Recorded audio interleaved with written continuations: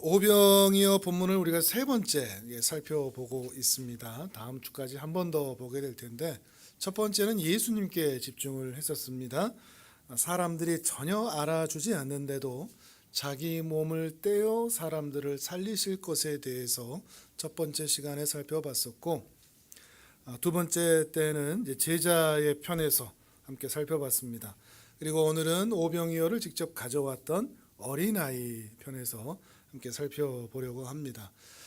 우리가 계속해서 질문을 던지고 있죠. 오병이어는 대체 뭔가, 어떤 의미가 있는가, 왜 오병이어를 받으시는가, 왜 오병이어를 사용하시는가, 왜 오병이어여야 하는가, 그리고 이제 다음 주에 보겠지만 오병이어가 왜 예수 그리스도의 살과 십자가의 사역을 가르치는 것인가 라고 하는 것을 우리가 함께 고민해 보고 있습니다. 그렇지만 우리가 오해는 하지 말자는 말씀을 드렸죠. 오병이어는 우리가 흔히 그동안 알아왔던 대로 기적을 일으키기 위한 뻥튀기 재료는 아니라고 했습니다. 또는 인간에게 기적을 일으키시기 위해서, 놀라운 은혜와 복을 주시기 위해서 최소한의 성의를 요구하신다, 최소한의 헌신을 요구하신다, 이런 개념도 아니라고 했습니다. 오병이어가 없었다면 기적을 못 일으키신다거나 오병이어 같은 인간의 헌신이 있어야 예수님은 큰 기적을 일으키시고 또 십자가 사역도 완성하신다, 이런 개념도 결코 아니라고 했습니다. 물론 아주 틀린 말은 아닙니다만, 이러한 신앙의 기초를 가졌을 때 우리의 신앙은 모래 위에 집을 지은 듯한 그 불완전한 신앙이, 또 빈약한 신앙이 될 수밖에 없습니다. 그러다 보니까 헌금합시다 그러면 하나님께서 더 배부르게 해주십니다. 채워주십니다. 봉사합시다, 성경 읽읍시다, 섬깁시다 그러면 하나님께서 다 채우십니다.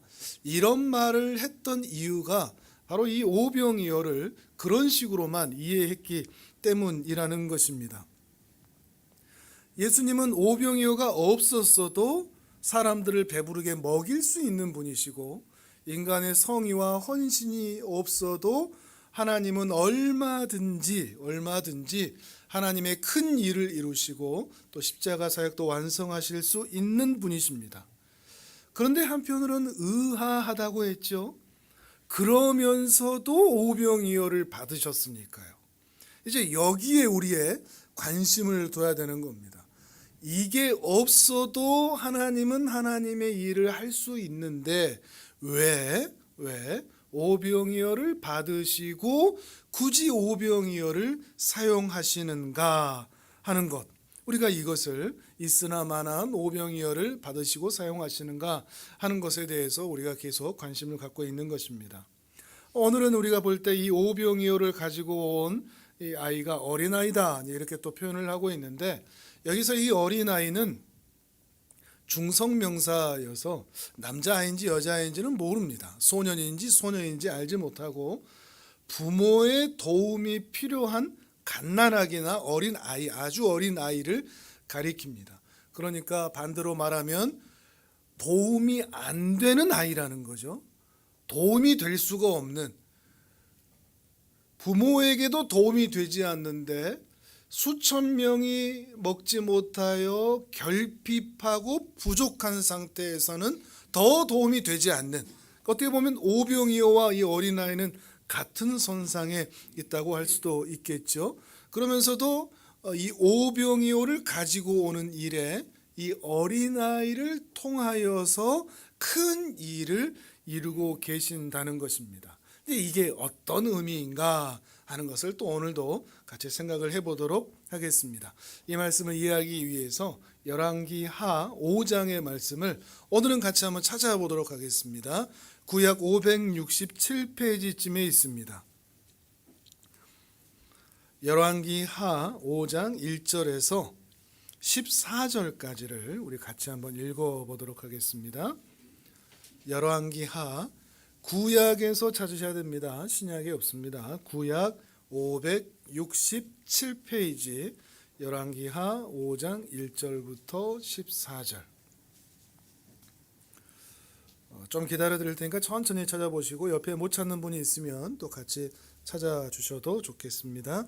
또 핸드폰으로 하실 수 있는 분들은 또 핸드폰으로 찾으셔도 되고요. 여기를 함께 읽다 보면 이제 오병이어에 나왔던 그 어린아이와 비슷한 한 인물을 또 우리가 또 만나게 될 겁니다. 이제 그 아이의 역할과 오병이어를 가지고 왔던 어린아이의 역할이 어떻게 또한 비슷한지 생각하시면서 읽으시면 좋겠습니다. 자, 열왕기하 5장 1절에서 14절까지 우리 같이 읽겠습니다. 시작. 아람 왕의 군대 장관 나아만은 그의 주인 앞에서 크고 존귀한 자니 이는 여호와께서 전에 그에게 아람을 구원하게 하셨음이라. 그는 큰 용사이나 나병 환자더라. 전에 아람 사람이 떼를 지어 나가서 이스라엘 땅에서 어린 소녀 하나를 사로잡음에 그가 나아만의 아내에게 수종들더니 그의 여주인에게 이르되 우리 주인이 사마리아에 계신 선지자 앞에 계셨으면 좋겠나이다. 그가 그 나병을 고치리이다 하는지라. 나아만이 들어가서 그의 주인께 아뢰어 이르되 이스라엘 땅에서 온 소녀의 말이 이러이러하도이다 하니 아람 왕이 이르되 갈지어다. 이제 내가 이스라엘 왕에게 글을 보내리라 하더라. 나아만이 곧 떠날새 은 10달란트와 금 6,000개와 의복 10벌을 가지고 가서 이스라엘 왕에게 그 글을 전하니 일러스되 내가 내 신하 나아만을 당신에게 보내오니 이 글이 당신에게 이르거든 당신은 그의 나병을 고쳐 주소서 하였더라. 이스라엘 왕이 그 글을 읽고 자기 옷을 찢으며 이르되 내가 사람을 죽이고 살리는 하나님이냐? 그가 어찌하여 사람을 내게로 보내 그의 나병을 고치나 하느냐? 너희는 깊이 생각하고 저 왕이 틈을 타서 나와 더불어 시비하려 함인 줄 알라 하니라. 사람 엘리사가 이스라엘 왕이 자기의 옷을 찢었다 함을 듣고 왕에게 보내 이르되 왕이여 어찌하여 옷을 찢었나이까? 그 사람을 내게로 오게 하소서. 그가 이스라엘 중에 선지자가 있는 줄을 알리다 하니라. 나아만이 이에 말들과 병거들을 거느리고 이르러 엘리사의 집 문에 서니 엘리사가 사자를 그에게 보내 이르되 너는 가서 요단강에 몸을 7번 씻으라. 내 살이 회복되어 깨끗하리라 하는지라.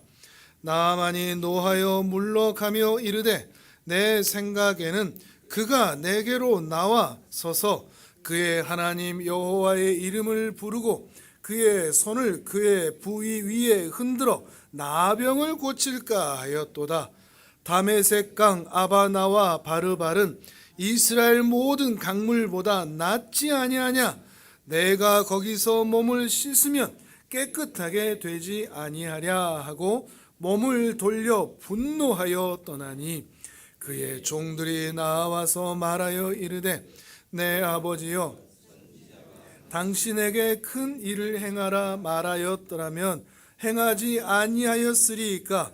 하물며 당신에게 이르기를 씻어 깨끗하게 하라 함이리까 하니 나아만이 이에 내려가서 하나님의 사람의 말대로 요단강에 7번 몸을 잠그니 그의 살이 어린아이의 살같이 회복되어 깨끗하게 되었더라.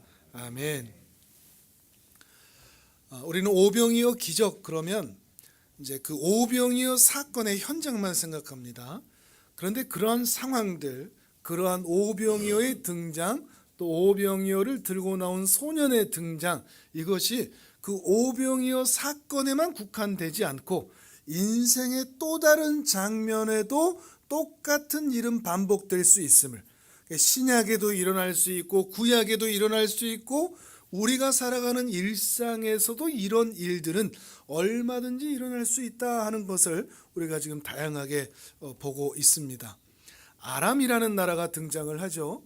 아람이라는 나라는 남유다 북이스라엘 있었죠. 북이스라엘 위쪽에 있는 다메섹, 다마스커스, 다메섹에 수도를 두고 있던 강대한, 그 당시 강대한 나라였습니다.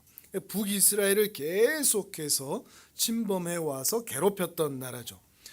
이 나라의 군대 장관이 나아만입니다. 나아만인데 그 나아만이 큰 용사, 또 그 나라의 실세라고 말을 하면서 또 한편으로 어떤 병을 가지고 있다고 그러죠? 나병을 가지고 있다. 이런 모습을 설명을 하고 있습니다.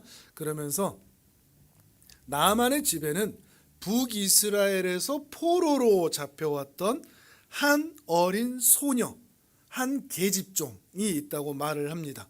그리고 그 계집종이 하는 일은 나아만의 부인을 수종드는 일이었습니다. 근데 이 소녀가 어느 날 나아만 장군의 소식을 듣고 자기 여주인에게 말합니다. 이스라엘에는 선지자가 있어요. 그 선지자 앞에 우리 주인님이 가시면 고침을 받을 수 있을 텐데. 어떻게 보면 여종의 이야기죠. 보잘것없는 집안의 어떤 위력한 사람이 아니라 계집종의 이야기입니다. 그런데 이 계집종의 이야기가 두 나라를 시끄럽게 만듭니다. 일이 커졌죠. 그래서 그 말을 듣고 나아만이 아람 왕에게 가서 말을 하고 아람 왕이 선물과 서신을 써서 북이스라엘의 왕에게 보내버립니다. 얼마나 이 아람이 북이스라엘을 쉽게 생각하는지, 그 소식을 들었으면 어떻게 해야 될까요? 선지자 찾으러 가면 되는데 선지자 찾으러 가지 않고 왕에게 가는 겁니다. 왕, 네가 가서 찾아와. 그리고 나 고쳐. 이런 분위기인 거죠. 얼마나 아람이 이 북이스라엘이 쉽게 생각하고 있는지를 볼 수 있죠. 그러니까 이 북이스라엘 왕은 기겁을 합니다. 내가 어떻게 고친다고 나한테 찾아온 거야. 이거 틀림없이 이걸로 트집 잡아서 우리에게 전쟁을 일으키려고 한 것이다. 그러면서 죄를 뒤집어 쓰고 옷을 찢고 이제 난리가 난 겁니다. 어린 한 소녀의 이야기로 지금 국가적인 문제가 돼버린 거죠. 못 고치면 이스라엘은 이제 정말 큰일이 날 수밖에 없는 상황이 된 것입니다. 그런데 이러한 상황을 듣고 엘리사 선지자가 왕을 찾아옵니다. 그리고 그 나아만 장군을 자신에게 오라. 엘리사가 간 게 아니라 오라 그러죠. 오라 그러니까 나아만 장군이 씩씩거리면서 내가 왜 가? 이러면서 갔을 겁니다. 찾아갑니다. 그리고 말을 합니다. 요단강이 있으니 요단강에 들어가서 7번 몸을 담궜다 나와라. 7번 씻어라. 이렇게 얘기를 한 거죠. 나아만 장군이 폭발을 합니다. 요단강, 이 포로국가, 이 약소국가의 강에 내가 들어가라고? 내 나라 그 다메섹에 있는 강들이 훨씬 더 거대하고 훨씬 더 크고 훨씬 더 깊고 훨씬 더 아름답고 훨씬 더 신령하여 효험이 있을 것인데 요단강 이 나라에 내가 들어가서 몸을 씻으라고 분노합니다.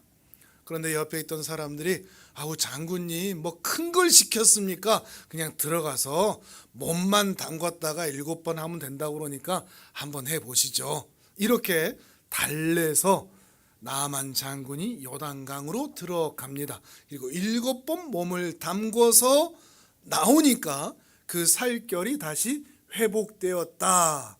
이런 이야기가 됩니다. 그리고 전쟁은 일어나지 않게 되었다 하는 거죠. 여기에 나오는 이 계집종의 역할이 오병이어에 나왔던 그 어린아이의 역할과 매우 비슷합니다. 대단한 일을 한 것은 아닙니다. 보잘것없는 몸종이 보잘것없는 힘없는 소리로 그저 진리를 말했을 뿐입니다. 북이스라엘에는 선지자가 있습니다. 그 선지자가 고쳐줄 것입니다. 자신이 없는 말일 수도 있고 지나가듯 하는 말일 수도 있습니다. 그런데 그 말을 통해서 강한 자들, 세상의 권력을 잡은 자들이 부끄러움을 당하고 오히려 힘없는 모습을 보이고, 또한 그러한 일들이 진행되는 과정을 통해서 하나님의 나라가 얼마나 미지의 나라이며 신비한 나라인지를 그 소녀의 의도와는 상관없이, 이 소녀가 이런 일이 생길 줄 알았을까요? 아니요, 전혀 알지 못했을 겁니다. 그저 말 한마디 했을 뿐인 거죠. 북이스라엘은 선지자가 있습니다. 마치 오병이어를 꺼내놓듯 그렇게 말 한마디를 했을 뿐인 것이죠. 그런데 그 일을 통해서, 그 한마디의 진리의 말을 통해서, 그 한마디 꺼내놓은 걸 통해서 나아만은 낫게 되고 회복하게 되고, 이스라엘은 전쟁의 위협에서 벗어나게 되었다 하는 이야기인 것이죠. 요단강도 마찬가지입니다. 요단강이 이스라엘에 포함된 강이니 더 신령하다 이런 것도 아닙니다. 오히려 요단강은, 그리고 이스라엘은 다른 나라들보다 훨씬 더 초라하고 훨씬 더 약하고 훨씬 더 빈약합니다. 화려하지도 않고 효험이 있지도 않고 대단하지도 않습니다. 그러나 상대적으로 더 초라한 빈약한 요단강을 사용하심으로 사람의 인생을 좌우하고 질병을 고치고 나라의 안정을 가져오는 것은 힘과 능력과 거대함이 아니라 하나님의 손에 달려 있다라고 하는 것을 이 요단강이 드러내고 있는 것이죠. 하나님께서 그 작은 나라 이스라엘을 사용하신다라는 것도 마찬가지 의미라고 할 수가 있습니다. 이렇게 무명의 한 소녀, 또 요단강, 또 별 의미가 없어 보이는 7번 몸을 담금, 이것을 통해서 인생과 세상은 사람의 힘과 지혜가 능력이 아니라 하나님의 손에 달려 있다 하는 사실을 보여주고 있다는 것입니다. 다시 오늘 본문으로 돌아와서도요, 어린 소녀 요단강과 마찬가지로 오병이어, 그리고 오병이어를 들고 온 어린아이, 그리고 오늘 우리도 마찬가지입니다. 세상에 강하고 능력 있고 힘 있는 사람들 앞에서 우리는 빈약하고 연약하고 부족하고, 세상의 세파 앞에서 우리는 어찌할 바를 알지 못하고, 당장 내일, 당장 1년 뒤, 5년 뒤에 내가 무엇을 하며 살아야 될지 전혀 알지 못하는, 우리는 참으로 연약한, 속수무책인, 포로로 끌려와 살아가는 것 같은 그런 연약한 존재들입니다. 그런데 우리의 존재가 오병이어와 같다라고 하는 것은, 또 오병이어를 들고 온 어린아이와 같다라고 하는 것은 장차 하나님을 믿는 그 사람의 작은 믿음을 통하여 하나님은 거대한 일을 이루어 가실 것인데, 그 오병이어를 들고 온 어린아이가 그 거대한 역사의 시작점이 되었던 것처럼, 오늘 우리가 비록 오병이어처럼 초라할지라도 하나님 나라의 거대한 역사를 위한 출발점으로 삼으신다 라고 하는 것을 말하고 있는 것입니다. 이것이 오병이어가 가지는 의미요, 오병이어를 가지고 온 어린아이를 사용하신 하나님의 의도라는 것입니다. 하나님은 우리를 하나님의 일하심과 능력과 은혜와 사랑을 베푸는 일에 우리가 없어도 얼마든지 드러내실 수 있지만, 오병이어와 같은 초라한 우리들, 아이고 나 같은 것도요, 아이고 저같이 힘이 없는 것도요, 우리들을 그 하나님 나라의 거대한 역사의 시작점으로 삼으신다, 출발점으로 삼으신다, 이것을 오병이어 사건을 통해서 보이고 있다는 것입니다. 이 사실을 너무나 잘 알았던 사도 바울, 그는 이렇게 얘기합니다. 이거는 화면을 보겠습니다. 고린도전서 1장 18절에서 21절까지입니다. 자, 같이 읽겠습니다. 시작. 십자가의 도가 멸망하는 자들에게는 미련한 것이요 구원을 받는 우리에게는 하나님의 능력이라. 기록된 바 내가 지혜 있는 자들의 지혜를 멸하고 총명한 자들의 총명을 폐하리라 하였으니 지혜 있는 자가 어디 있느냐? 선비가 어디 있느냐? 이 세대의 변론가가 어디 있느냐? 하나님께서 이 세상의 지혜를 미련하게 하신 것이 아니냐? 하나님의 지혜에 있어서는 이 세상이 자기 지혜로 하나님을 알지 못하므로 하나님께서 전도에 미련한 것으로 믿는 자들을 구원하시기를 기뻐하셨도다. 아멘. 21절을 다시 봐보시면 사람을 무엇으로 구원하신다고 그러죠? 자, 잘 보십시오. 하나님께서 사람들을 구원하시는데 전도로 구원하십니까? 전도에 미련한 것으로 구원하십니까? 전도가 핵심입니까? 미련한 것이 핵심입니까? 둘 중에 하나일 텐데 잘 찍어보십시오. 전도를 말하고자 하는 걸까요? 전도에 미련한 것을 말하고자 하는 걸까요? 미련한 것에 포인트가 있는 것처럼 보이죠. 그 말은 사람을 구원 얻게 하는 방법은 전도다. 맞습니까? 틀립니까?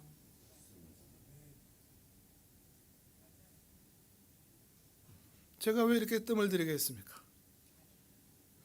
네, 아니라는 대답을 듣기 위해서 전도는 사람을 구원하는 방법이 아닙니다. 만약에 전도가 사람을 구원하는 방법이라면 예수 믿으세요 라고 얘기하면 사람들이 다 예수 믿어야 됩니다. 근데 믿습니까? 안 믿습니까? 안 믿죠. 전도는 구원하는 방법이 아닙니다. 오히려 전도하는 과정에서 나타나는 미련함, 부족함, 연약함, 빈약함, 그것으로 사람을 구원한다라고 말하고 있습니다. 어떤 의미일까요?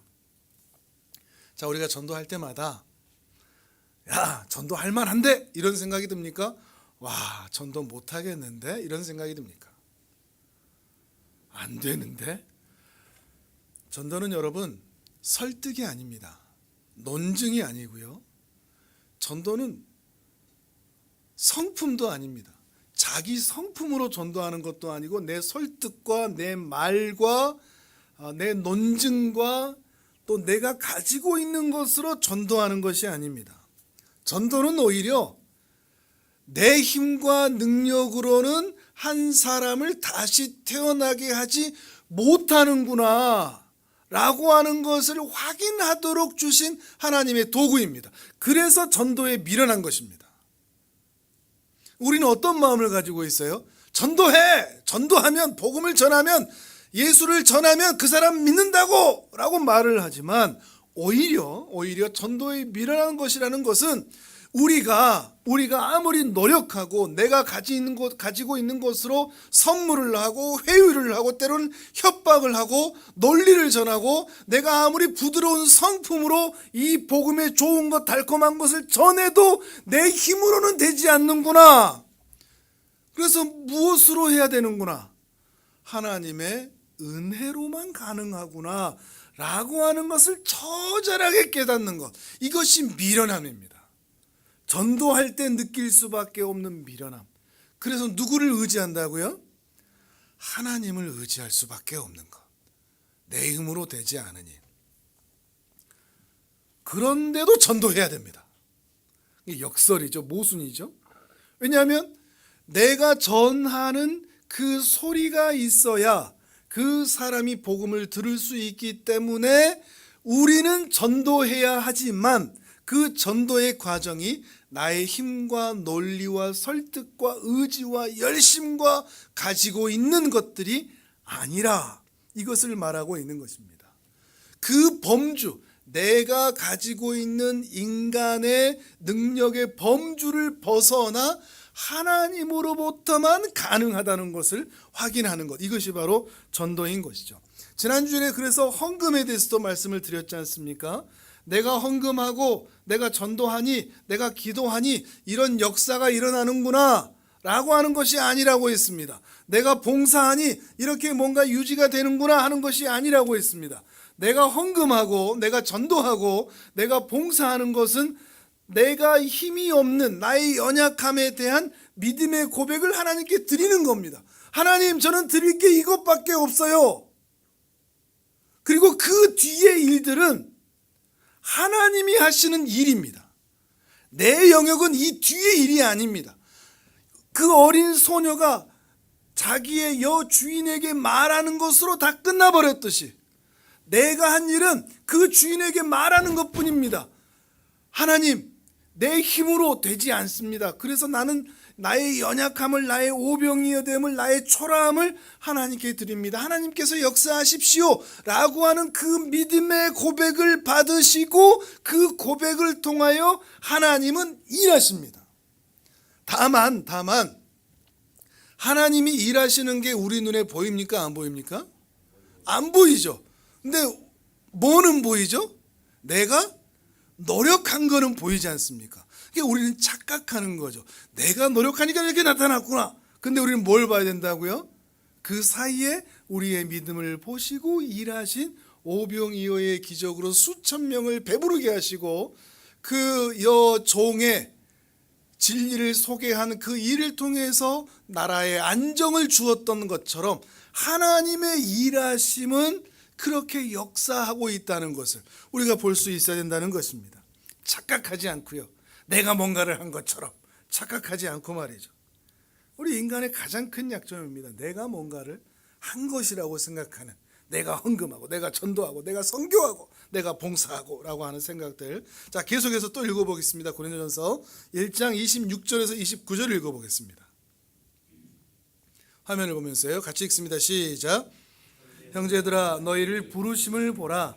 육체를 따라 지혜로운 자가 많지 아니하며 능한 자가 많지 아니하며 문벌 좋은 자가 많지 아니하도다. 그러나 하나님께서 세상에 미련한 것들을 택하사 지혜 있는 자들을 부끄럽게 하려 하시고 세상에 약한 것들을 택하사 강한 것들을 부끄럽게 하려 하시며 하나님께서 세상에 천한 것들과 멸시받는 것들과 없는 것들을 택하사 있는 것들을 폐하려 하시나니 이는 아무 육체도 하나님 앞에서 자랑하지 못하게 하려 하심이라. 아멘. 하나님은 우리 수준에서 기업을 하신다 그러면 그 망하기 딱 좋은 분이십니다. 왜 그렇죠? 똑똑하고 부자들 이런 사람들 안 쓰고 미련하고 일 못하고 약하고 천하고 멸시받는 이런 사람들만 쓰시니까요. 자선가 사업가는 될 수 있는데 사업가로는 좀 폭망하기 쉬운 분일지 모르겠습니다. 우리 눈에는 좀 이상하죠. 그래서 우리들의 관점에서는 매우 이상하죠. 하나님은 왜 이렇게 일하시는가? 왜 지혜로운 자, 문벌 있는 자, 능력 있는 자를 사용하지 않고 미련한 자, 약한 자, 천한 자, 멸시받는 자, 없는 자들을 부르셔서 하나님의 일을 하게 하시는가? 하나님은 바보들만 쓰신다, 모질한 분들만, 모질한 사람들만 쓰신다, 이런 의미가 아니라 앞에도 말했듯이 우리에게는 결과를 만들어낼 능력이 없고 우리에게는 선한 것이 나올 수 있는 실력이 없고 오직 하나님께서 결과를 만들어내시는 분이시고 영광의 모습으로 데려가는 분이시니 하나님의 은혜로만 모든 것이 가능하니 그 앞에서 자기의 미련함을, 자기의 연약함을, 자기의 부족함을, 자기의 실력 없음을 인정하는 자들만 쓰신다, 이런 의미가 됩니다. 왜 그럴까요? 단순히 겸손한 자들을 쓴다는 게 아닙니다. 자기의 실력 없는 자들은 자기를 자랑할까요? 하나님을 자랑할까요? 자기가 실력 있다고 생각하는 사람은 자기를 자랑할까요? 하나님을 자랑할까요? 자기를 자랑하죠. 그것 때문입니다. 자기가 실력이 있다고 생각하는 사람은 자기를 자랑합니다. 그러나 자기가 부족하다고 생각하는 사람은 자기를 자랑할 수가 없습니다. 그러니 하나님을 자랑할 수밖에 없죠. 하나님, 까불면 나한테 죽어.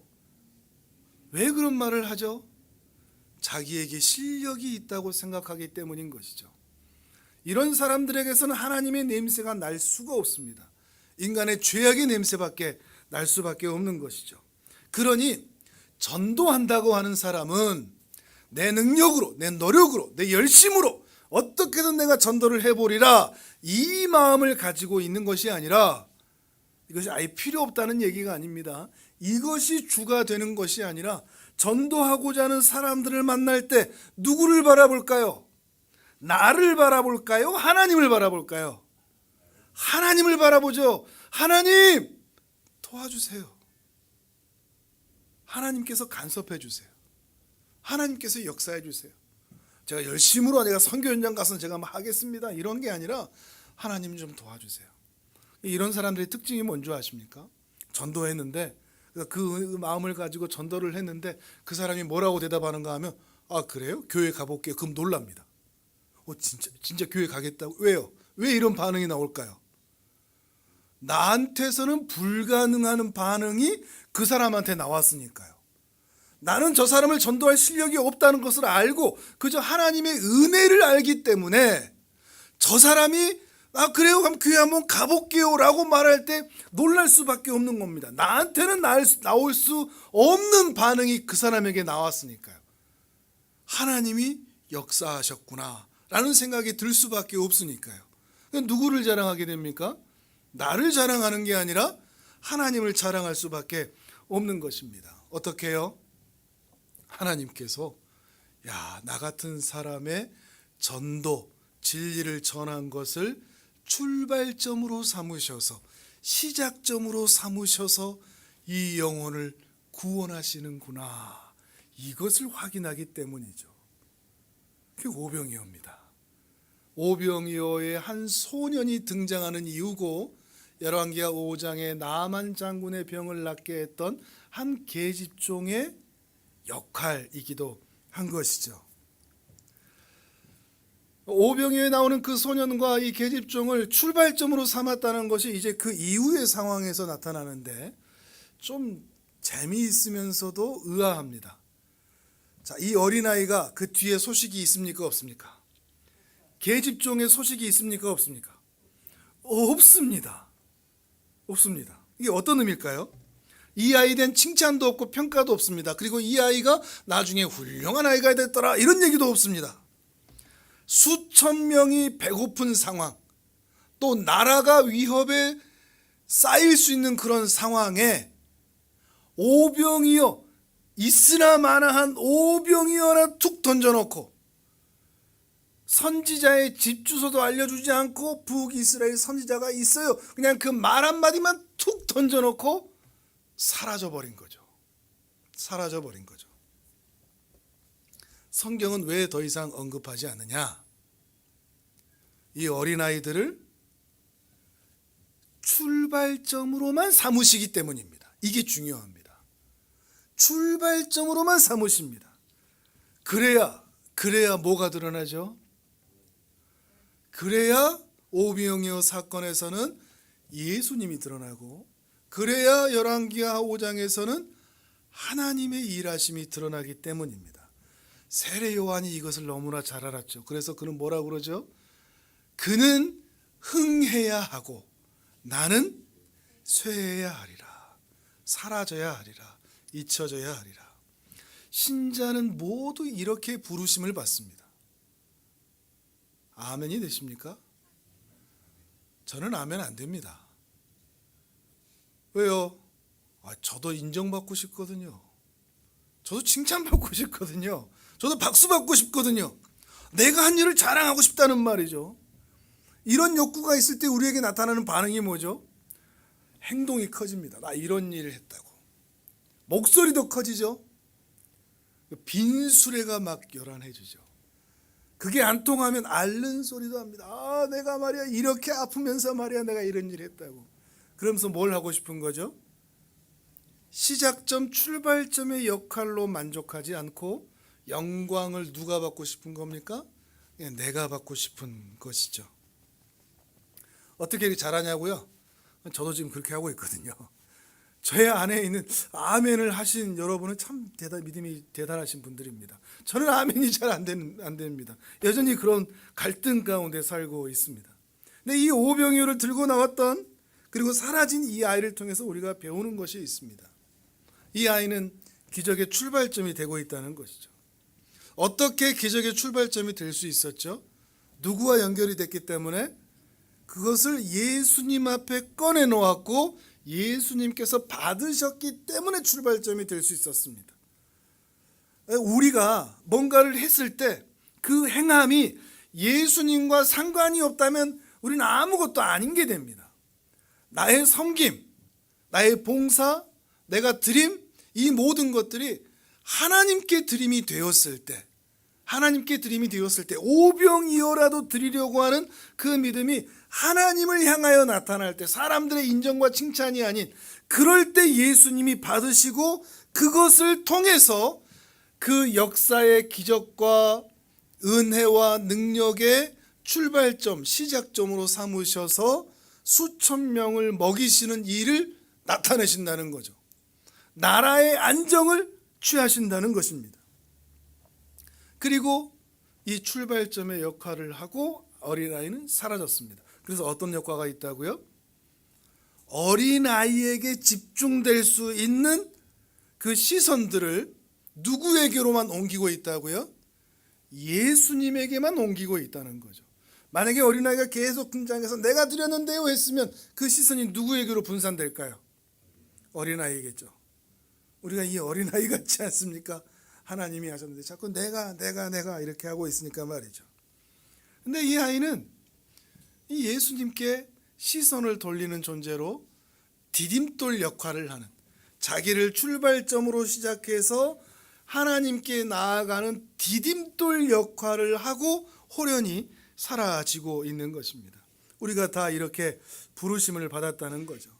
어떤 일들을 할 때 내가 드러나는 것이 아닌, 또는 우리 교회가 드러나는 것이 아닌 하나님이 드러나게 하는 존재, 우리 인생의 작은 오병이어들, 섬김들, 희생들, 나눔들, 그런 모든 것들을 통해서 나의 것이 인정되고 자랑하고 박수받는 것이 아니라 나를 통해서 하나님을 보게 만드는 존재로 우리를 부르셨다는 것이죠. 그리고 이게 정말 큰 겁니다. 이건 실력입니다. 신앙의 실력. 성숙함이죠. 인간들은 다 자기를 드러내고 싶으니까 그 드러내고자 하는 욕구를 죽이고 하나님의 하나님 되심을 자랑하기 위하여 기꺼이 쇠해지는 길, 기꺼이 숨겨지는 길, 기꺼이 감출 수 있는 길로 설 수 있는 것은 신앙의 성숙이라고 말할 수 있다는 것입니다. 신앙에 성숙할수록 사람들이 나를 바라보지 않게 하고 하나님을 바라보도록 일한다는 것입니다. 과부의 2렙돈을 예수님은 부자의 어마어마한 헌금보다 더 기뻐하셨습니다. 왜 그랬죠? 얼마나 크냐 화려하냐가 아니라 비록 과부의 2렙돈 오병이어라고 할지라도 그 마음에 진심으로 하나님을 향한 마음이 있었기 때문에 그 마음을 받으신 것이죠. 우리가 빈약하다고 초라하다고 별것 없다고 기죽을 이유가 없습니다. 예수님은 그걸 보지 않으시니까요. 헌금의 액수가 얼마냐, 봉사의 양이 얼마냐, 이런 거에 여러분 기죽지 않으셨으면 좋겠습니다. 난 그런 것도 못하는데 이런 거에도 여러분 주눅 들지 않았으면 좋겠습니다. 중요한 것은 여러분의 마음입니다. 그 마음이 하나님을 향해 있느냐 하는 것입니다. 하나님을 향해 그 2렙돈이라도 드릴 수 있느냐, 동전 2개라도 드리느냐, 하나님은 이걸 기뻐하신다는 것이죠. 하나님께 붙들리는, 하나님만 바라보는, 기도한다는 것도 그렇죠. 기도는 우리가 왜 하죠? 우리가 기도하기만 하면 하나님이 헐레벌떡 찾아오셔서 내 소원을 다 들어주니까 합니까? 아니죠. 우리는 부족하니까, 연약하니까. 오병이어 같으니까, 소년 같으니까, 어린아이 같으니까 하나님께만 매달리는 게 기도죠. 하나님만 나를 도우실 수 있으니까 하나님마저 나를 모른 채 하시면 내게는 더 이상 방법이 없다는 것을 아니까 우리는 그래서 기도하는 것입니다. 우리 늘 하나님만 찾을 수 있다면 좋겠습니다. 울어도 하나님 찾고 웃어도 하나님만 찾을 수 있는, 세상에서 우리가 참 연약하고 부족해서 사람들 앞에서 볼품없는 모습으로, 실패한 모습으로, 성공하지 못한 모습으로, 떳떳하지 못한 모습으로, 비겁한 모습으로 보인다고 할지라도 그러한 상황과 형편에서도 세상에서 담대하게 살고 늠름하게 살고 든든하게 살 수 있는 이유는 우리가 하나님을 신뢰하고 믿기 때문입니다. 그리고 그러한 상황에서도 담대하게 살아가는, 늠름하게 살아가는 우리의 모습을 통해서 세상 사람들이 우리에게 물을 것입니다. 상황이 그런데 너는 왜 웃고 살아? 그렇게 형편이 어려운데 너는 왜 기뻐해? 그렇게 상황과 형편이 어려운 중에서도 너는 왜 그렇게 늠름하게 살아내? 그때 우리가 할 말은 내가 말이야가 아니라 우리의 눈과 손가락을 하늘을 향하는 거죠. 하나님의 은혜로 살지. 하나님의 은혜로 살지. 그렇게 사는 자들이 바로 오병이어를 주께 드리는 자요, 그 여사환의 여종의 모습이라는 것입니다. 여러분, 늠름하게 사시길 바랍니다. 담대하게 사시기를 바랍니다. 그리고 그렇게 살아갈 수 있는 이유가 오직 하나님이 되시기를 주님의 이름으로 축복합니다. 우리 시간 함께 기도하겠습니다. 하나님, 우리 더욱